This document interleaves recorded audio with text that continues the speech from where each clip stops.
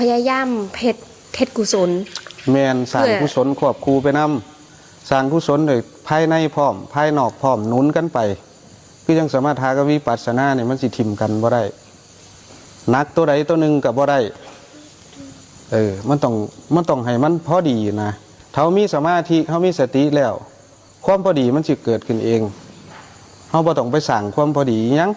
เพราะความพอดีนี่เกิดขึ้นโดยธรรมชาติของกำลังของสติของสมาธิมียังอีก คิดบ่ออกคือนั่งเงียบแท้ผู้ใดสิถามเรื่องสภาวะก็ได้